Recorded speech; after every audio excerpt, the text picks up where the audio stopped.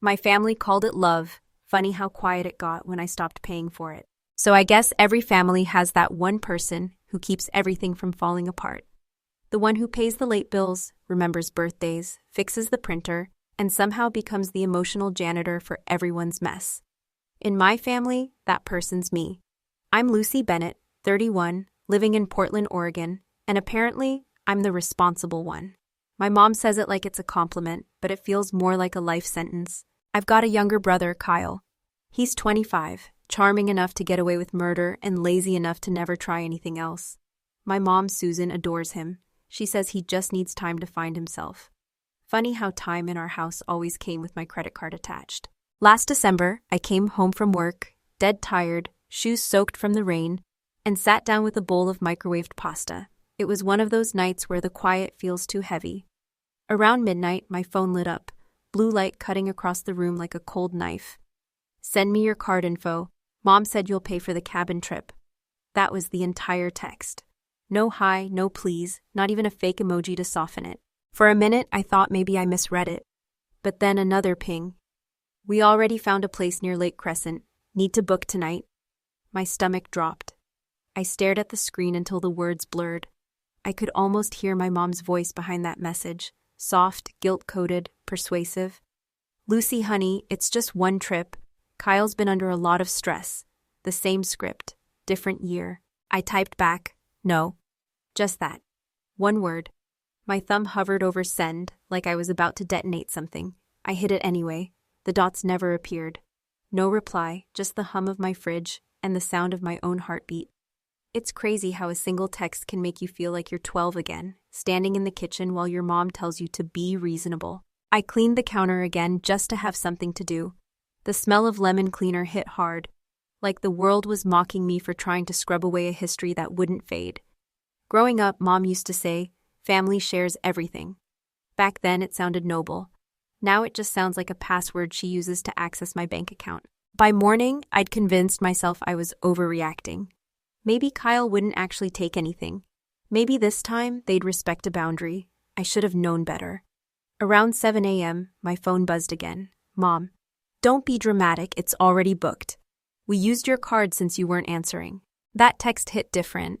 My chest went tight, like all the air in the room had been sucked out. I opened my banking app, and there it was. 3 separate charges, Lake Crescent cabins, rental SUV, Airbnb cleaning deposit. $3,000, gone, just like that. I didn't cry. I didn't yell. I just stared at the numbers, realizing how automatic it had become for them to help themselves to my life. It wasn't theft in their eyes, it was family. That word had been stretched so far it barely meant anything anymore. I scrolled through my messages and found Kyle's midnight text. Screenshot, Mom's follow-up. Screenshot, bank transactions. Screenshot. Each image felt like a small piece of armor. I didn't even know what I'd do with them yet, but I needed proof of my sanity, if nothing else. At 9 a.m., my mom called. I didn't pick up. Then another call. Then another. The ringtone started to feel like an alarm in a burning building. I muted my phone, packed my laptop, and went to work like nothing happened. Because that's what I do. I keep things functioning, even when I'm the one breaking. The thing about being the responsible one is that people forget you have breaking points too. They just assume you'll always clean up the mess, always say yes, always smile through it. But that morning, as I sat in traffic watching raindrops race down the windshield, something inside me shifted. I wasn't angry yet, just done. I remember thinking, if I disappeared tomorrow, they'd still call asking for my Netflix password. That thought made me laugh out loud, one of those bitter, half-mad laughs that taste like salt and exhaustion. I turned the radio up and let the noise drown out everything else. When I got home that night, the group chat was already buzzing. Mom, we need to talk. Kyle, you're being immature. Aunt Carol, who hadn't texted in years, suddenly chimed in. Family comes first, Lucy. It was like watching a play I'd already seen 100 times. Same lines, same cast, same ending. Instead of replying, I did something small but powerful. I gathered every screenshot, every charge, every text, and dropped them all into the group chat. No captions, no explanations, just receipts. Then I muted the thread, set my phone face down, and walked to the kitchen. I made coffee at 10 p.m., even though I didn't need caffeine. The sound of the drip was oddly comforting, like something steady in a world that kept shifting. I remember staring at the mug and whispering to myself, enough. That night, I didn't sleep much. I kept thinking about all the times I'd said yes just to keep the peace. How peace had become this expensive, fragile thing I bought over and over again with my own silence. But silence isn't peace. It's just postponing the explosion. And maybe, just maybe, that explosion was overdue. When I woke up the next morning, my phone looked like it had survived a war. 17 missed calls, 9 unread messages, and 1 long voice note from my mom. I didn't listen to it. I already knew the script. Guilt wrapped in sweetness, like sugar on poison. "Lucy, we didn't mean to upset you," she'd say. "You know your brother's struggling. You're the only one who can help." I swear, that woman could sell guilt like it was Girl Scout cookies. So I made coffee, sat at my kitchen table, and started doing something I'd never done before, thinking like them. I opened my bank app and stared at the balance. 3,000, gone. But what hit me wasn't the number. It was how normal it felt. That realization stung. I'd been conditioned to think being drained, financially and emotionally, was just part of being a good daughter. It wasn't. So I called the bank. I froze my card. The rep on the phone was this chipper lady named Angela, who probably thought I was talking about fraud from some stranger. When I told her it was my family, she went quiet for a second. Then she said softly, "Well, ma'am, theft is theft, no matter the last name." I swear I wanted to hug that woman through the phone. Then I did something bold. I opened a new account at a different bank. Different branch, different everything. I transferred every cent I had. When the clerk asked if I wanted to close my old one, I said, "Not yet, let's just watch what happens." The way she looked at me, half pity, half admiration, told me she'd seen this movie before. By noon, Mom had switched from guilt to anger. My phone buzzed every 5 minutes. "You embarrassed your brother," one text read. "He's humiliated," said another. "Humiliated? He stole from me." The only person who should be humiliated was the guy who needed his sister's debit card to go on vacation. At work, my friend Maria noticed I was quieter than usual. She's the type who reads people like open books. She slid a cup of tea across my desk and said, "You look like someone who's about to do something both scary and satisfying." I laughed, and maybe that was the moment I decided she was right. I was done reacting. I was going to act. That night, I sat on my couch, scrolled back through every message, and built a tiny digital case file. Screenshots of texts, booking receipts, transaction details, timestamps. I wasn't sure why. Maybe because proof made me feel less crazy. Maybe because, deep down, I wanted to remind myself that I wasn't imagining the manipulation. At 9 p.m., I dropped it all into the family group chat. No explanation, no caption, no emojis, just evidence. Then I muted the thread, turned off notifications, and went back to my Netflix show. It was the most peaceful episode of silence I'd ever watched. The next morning, Mom called again. I picked up this time, just to see what version of her I'd get today. "Lucy," she sighed in that tone she used when I was little and broke something she secretly hated anyway. "You didn't have to make a scene. You know how sensitive Kyle is." I took a deep breath. "I didn't make a scene, Mom. I sent facts. You made the mess. I just held up a mirror." She went quiet. Then she said the line that's been her favorite weapon for years. "Family doesn't keep score." I almost laughed. "That's funny, Mom, because apparently family also doesn't ask for consent." Then I hung up. No yelling, no crying, just click silence. Something about that hang-up felt holy. Like my phone finally understood it wasn't a hotline for guilt anymore. For the next few days, I didn't answer any calls. I didn't defend myself to Aunt Carol or to anyone who thought I overreacted. I didn't need to explain boundaries to people who'd never respected them in the first place. By Friday, I'd become a ghost in my own family's group chat. They were still talking, arguing, defending Kyle, dragging my name through passive-aggressive comments. Some people forget where they came from. But I didn't read them. I was busy doing something new, living my own life. I started going to the gym after work, just to burn the leftover adrenaline. I reconnected with old college friends I'd ghosted during years of family drama. One of them, Rachel, invited me out for karaoke. I hadn't sung in public since high school, but that night, belting out a half-drunken version of Respect by Aretha Franklin, I realized how good it felt to not be the responsible one for once. Sunday morning, I went to the farmer's market. No phone, no guilt, just me and a cup of overpriced lavender latte. The air smelled like apples and cinnamon. For the first time in forever, I didn't feel like someone's backup plan. I felt like a person again. Then, around noon, a text popped up from Kyle. "You think you're better than everyone now?" I stared at it, and for a second, old habits kicked in. The urge to explain, to calm him down, to play the peacemaker. But instead, I just replied, "I think I'm tired." He didn't respond, and that was the first real peace I'd felt in years. The funny thing is, when you finally stop playing your assigned role, people lose their script. Mom didn't know how to guilt me without my participation. Kyle didn't know how to argue with someone who refused to fight. Even Aunt Carol stopped texting eventually. The silence confused them, and that was the point. The next week, Mom showed up at my office during lunch hour. She brought a Tupperware of her famous chicken casserole, like food could patch a boundary. She smiled that soft, rehearsed smile. "Sweetheart, can we talk?" I didn't invite her inside. We stood in the parking lot.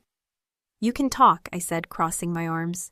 She sighed. "This isn't you, Lucy. You're not cold like this." I looked at her and said, "Mom, I've been warm for 31 years. Maybe it's your turn." Her face tightened, like she wanted to argue but didn't have the words.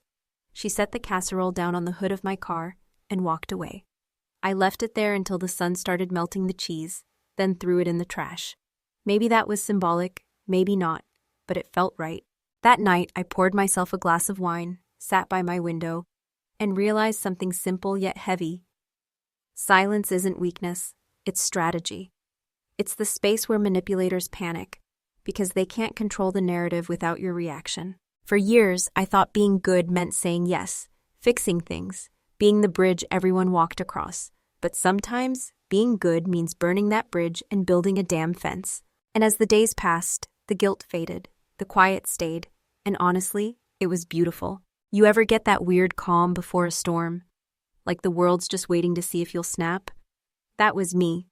2 months of silence. No family calls, no drama, no guilt trips. Just peace and podcasts. I'd even started baking again, which, if you know me, means life's good. But peace in my family has a shelf life, and apparently, mine expired on a Thursday. I was at work when it happened. A normal day, spreadsheets, bad coffee, and my coworker Tom ranting about fantasy football. Then my phone buzzed with a text that didn't make sense at first. "Don't freak out, just needed to clear my head. Borrowed your car for a bit." I froze. My car. The one I parked in front of my apartment that morning.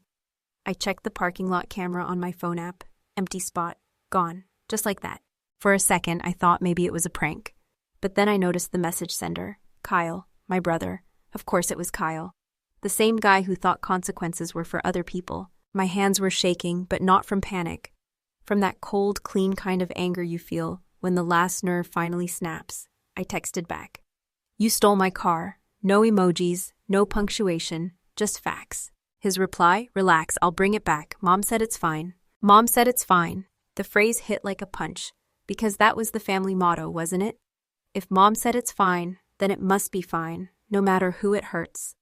I left work early, stomach in knots, that old familiar mix of betrayal and déjà vu boiling under my skin. By 4 p.m., I got a call from a number I didn't recognize. A man's voice. "Hi, ma'am. This is Officer Reynolds with the Oregon State Police. Are you the owner of a blue Honda Civic?" My mouth went dry. "Yes. There's been an accident." The words didn't hit all at once. Accident? That's such a simple word for chaos. He said Kyle was okay. Minor injuries. Just some bruises. But my car was totaled. Front end smashed into a guardrail somewhere near the Columbia River Gorge. Apparently, he'd lost control, trying to take a turn too fast. I remember staring out the window of my office, watching rain slide down the glass, thinking, of course this is how peace ends. With him behind the wheel of something that isn't his. I drove to the hospital in a rideshare.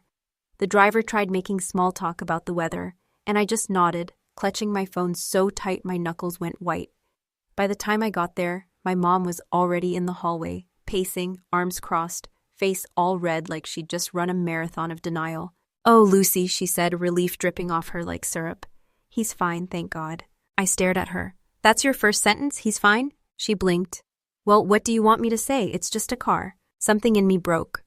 Not loudly, not dramatically, just cleanly, like a string that had been pulled too tight for too long.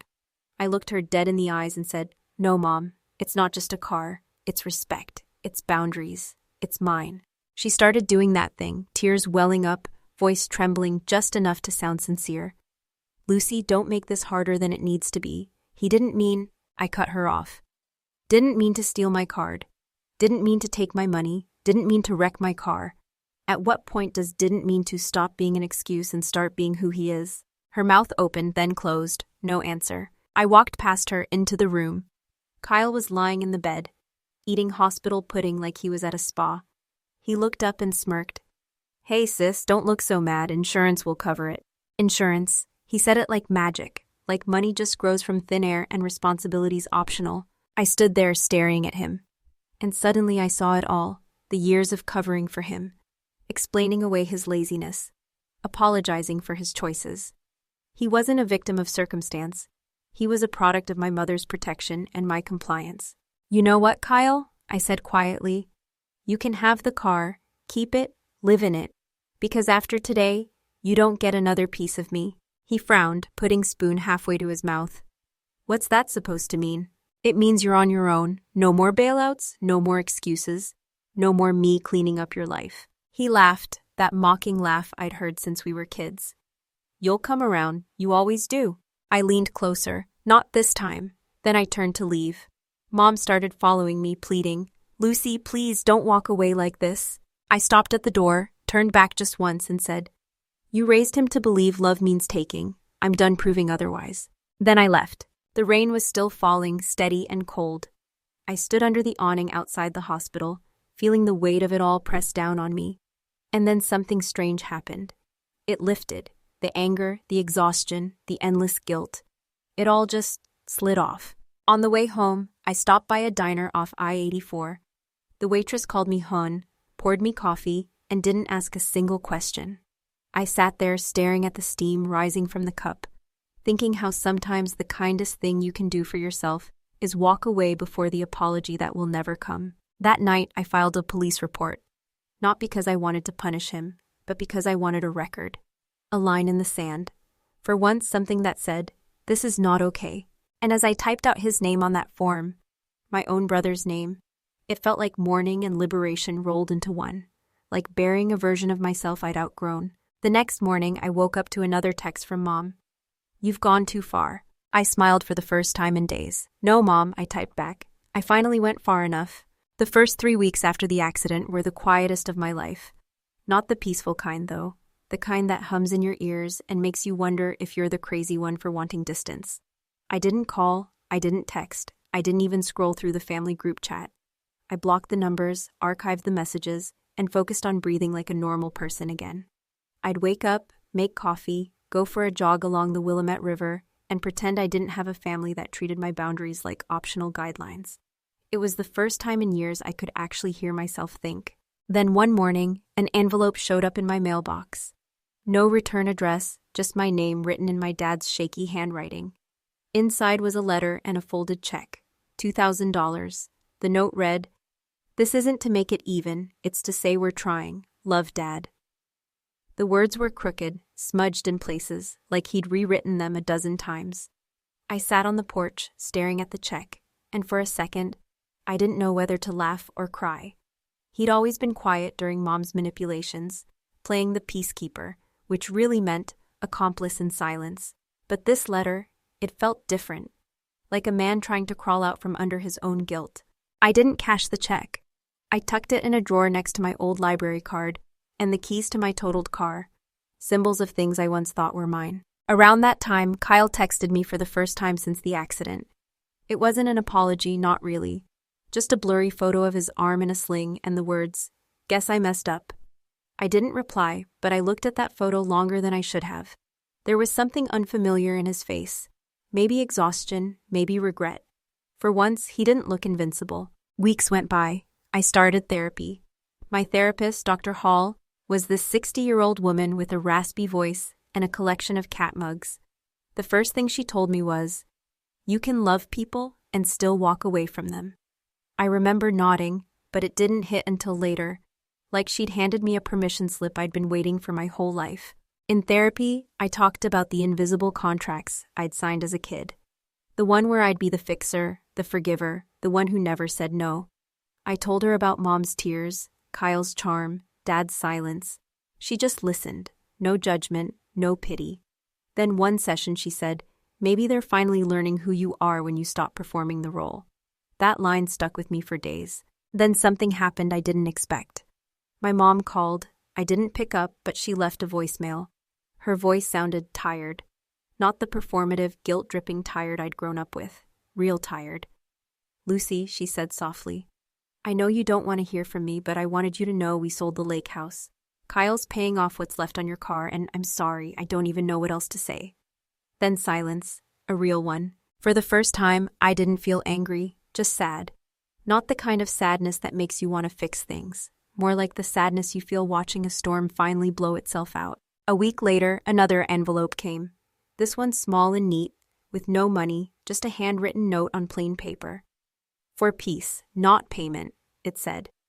Inside was a photo from years ago. Me, Kyle, and Mom at the lake house, holding fishing rods we didn't know how to use. On the back, Dad had written, "We remember. We're sorry we made you forget who you were." I didn't realize I was crying until a drop hit the paper. It wasn't forgiveness, not yet, but it was something close to peace. That weekend, Maria convinced me to go hiking. Somewhere in the middle of the trail, my phone buzzed again. "Mom." I almost ignored it, but then curiosity won. I answered. Her voice cracked. "Lucy, we're having dinner Sunday. No expectations, no guilt. Just dinner." I hesitated. Part of me wanted to say no, keep my fortress intact.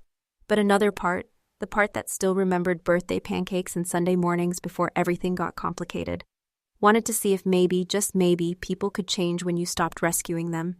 So I said, "Okay, but if this turns into another lecture, I'm leaving." Sunday came. I drove to their house. New car, new version of me. The door was already open, and I could smell Mom's casserole. For a second, I almost laughed. Some things never change, but the moment I stepped inside, I knew something had. No guilt trips, no snide remarks. Kyle greeted me first, quiet, awkward, like he didn't know how to exist around me anymore. "Hey, Lou," he said. "Dinner's good. I helped." I raised an eyebrow. "You helped? What, moral support?" He grinned sheepishly. "I actually cooked the pasta." I had to admit it tasted pretty good. Mom didn't say much at first. She kept glancing at me, like she was afraid I'd vanish if she said the wrong thing. Finally, she put her fork down and whispered, "I don't know how to undo years of bad habits, Lucy, but I want to try." I nodded. That's all I ever wanted. We didn't talk about money or the car or the accident. We talked about normal things, work, weather, even reality TV. It felt human, not healed, but healing. When I left that night, Mom walked me to the door. She handed me a small box. Inside was my grandmother's locket, the one Mom always said she'd keep for Kyle's future wife. "I think this should be yours," she said quietly. "You've carried enough." Driving home, I realized the strangest thing. They hadn't changed because I begged them to, or argued, or sacrificed more. They changed because I stopped cushioning the fall, because silence made the echo of their choices loud enough to hear. I pulled into my driveway, turned off the engine, and sat there for a while, just breathing. For the first time, the quiet didn't scare me. It felt earned. A year later, I barely recognized the woman in the mirror, and I mean that in the best way possible. There's a quiet in me now, not the hollow kind, but the kind that hums with peace. My mornings start with coffee and sunlight, not guilt and obligation. I go for jogs without checking my phone every 5 minutes. I talk to my mom sometimes, short, healthy conversations that end before the old tension creeps back in. Kyle's working part-time at a mechanic shop now. Yeah, I know, ironic, right? The guy who totaled my car now fixes them for a living. Life has a sense of humor that way. He called me a few weeks ago, no drama, no excuses, just, "Hey Lou, I wanted to thank you. You cutting me off, it sucked, but it woke me up." I didn't say much, just listened.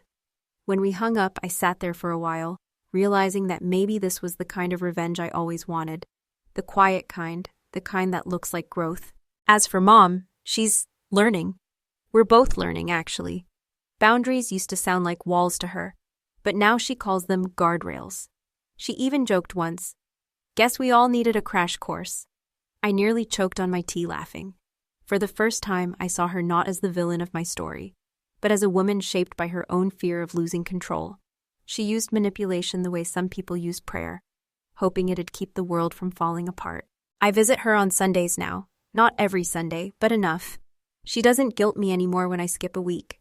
Instead, she just says, "Next time, bring that fancy hummus you like." It sounds small, but if you knew her before, you'd know it's monumental. One evening, we sat on her porch watching the sun set over the old maple trees. She looked at me and said, "You know, I used to think love meant sacrifice. That the more you gave, the better you were. But I see now, love isn't supposed to hurt like that." I nodded. "Yeah, it's supposed to feel like freedom, not debt." She smiled, tears glinting in her eyes. "You taught me that." It was one of those rare moments when silence didn't hang heavy. It just existed, soft and full. Later that night, I drove home with the windows down, the air cool against my skin, and I thought about how much had changed. How once I would have replayed every conversation, analyzing every word for guilt or hidden meaning. But now, I just let it be. Not every wound needs to close neatly. Some just need air. I got home, fed my cat. Yeah, I finally adopted one. Named him Biscuit because he's round and judgmental. And poured myself a glass of wine. I opened my old drawer, the one with the check and the locket, and pulled them out. The check had yellowed a bit, edges curling. I never cashed it, never threw it away either. It wasn't about the money. It was a symbol of something bigger, acknowledgement. Proof that sometimes people can try, even if it's late. The locket, though, that one I wear now. Not because it's pretty, but because it reminds me of the woman I became when I finally stopped chasing approval. A few days later, I ran into Maria at a coffee shop. She looked at me and said, "You seem lighter." I smiled. "Guess I finally learned how to travel without baggage." She raised her cup. "To peace that doesn't require permission." We clinked mugs. It felt like a toast to a version of me that finally understood that love given freely beats loyalty earned through guilt. The truth is, people talk a lot about revenge. How sweet it is, how satisfying. But no one tells you that real revenge is peace. Real revenge is walking away from chaos and realizing you never needed to win an argument that shouldn't have existed in the first place. I used to think forgiveness meant letting them back in. Now I know it just means letting myself out. Some nights, when the wind rattles my window, I think about that girl I used to be.